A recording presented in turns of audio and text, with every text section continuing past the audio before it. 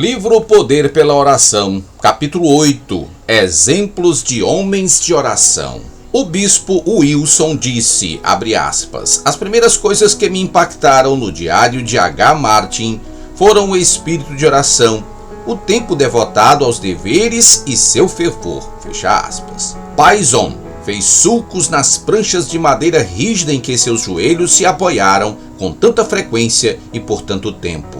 Seu biógrafo disse, abre aspas, sua contínua insistência na oração, quaisquer que fossem as circunstâncias, é o fato mais notável de sua história, e isso serve para indicar o dever de todos os que queiram igualar essa distinção.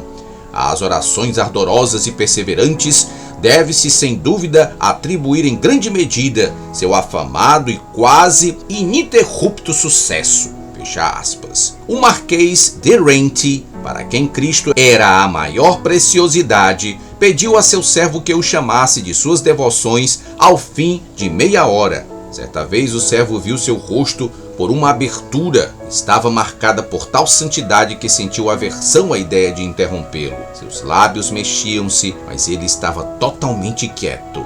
Esperou até que 3 horas se passaram e só depois o chamou. Quando se levantou de sua posição ajoelhada, disse que meia hora era pouco, quando estava comungando com Cristo. Brainerd disse, adoro ficar a sós em minha cabana, pois ali posso passar muito tempo em oração. William Branwell é famoso nas crônicas metodistas por sua santidade pessoal, por seu sucesso fantástico na pregação e também pelas maravilhosas respostas de oração.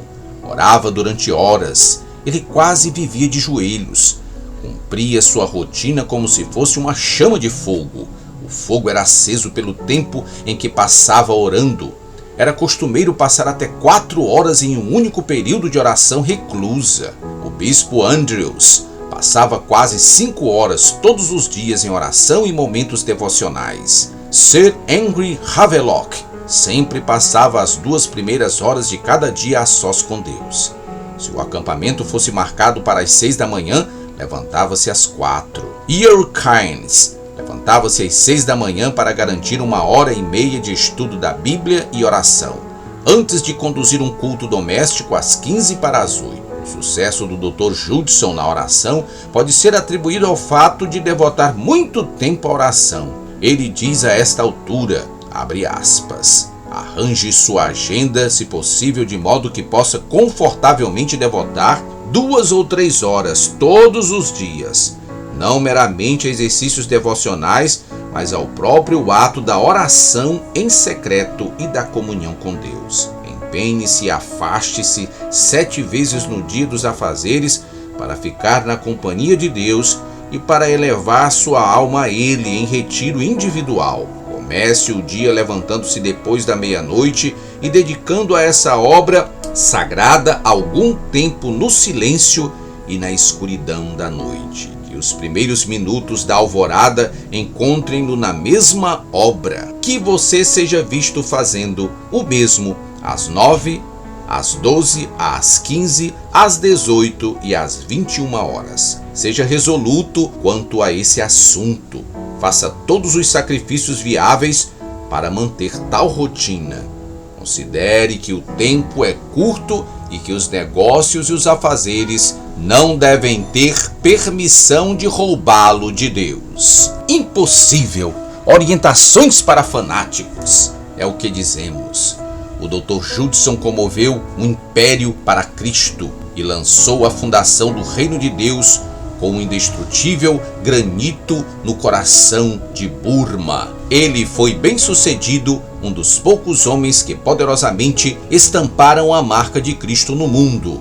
Muitos homens com mais dons, genialidade e instrução que ele não criaram tal impressão. Sua obra religiosa é como pegadas na areia, mas ele entalhou sua obra na pedra com diamante.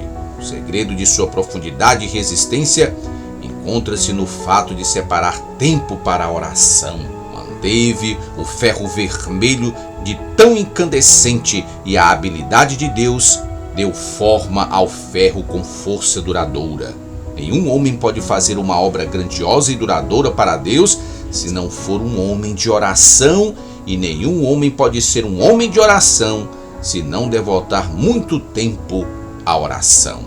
É verdade que a oração é simplesmente conformar-se ao hábito insosso e mecânico, um desempenho pífio do qual fomos treinados até que a submissão, a pequenez e a superficialidade sejam os elementos principais? Abre aspas. É a oração verdadeira como se pressupõe pouco mais do que fluxo indolente de sentimentalismo que escorre languidamente ao longo dos minutos e das horas de cômodo devaneio?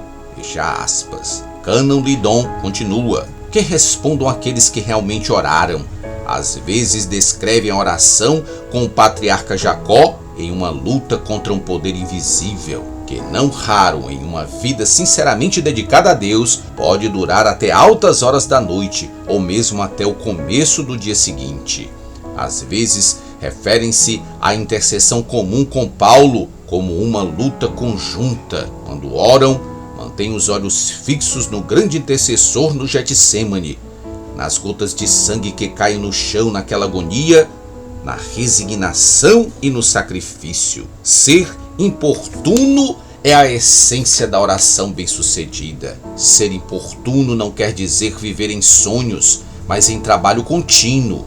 É especialmente por meio da oração que o reino do céu sofre violência e o violento o toma pela força. O falecido bispo Hamilton costumava dizer o seguinte, abre aspas, não é provável que um homem realize grande coisa na oração se não começar olhando para ela à luz do trabalho que precisa de preparação e perseverança, toda a dedicação que empregamos nos assuntos que, em nossa opinião, são ao mesmo tempo os mais interessantes e necessários.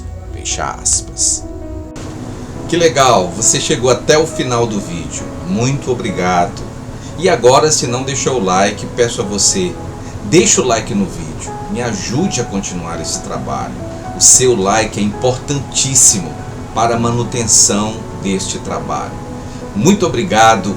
Até o próximo vídeo. Deus te abençoe com muita saúde. Valeu!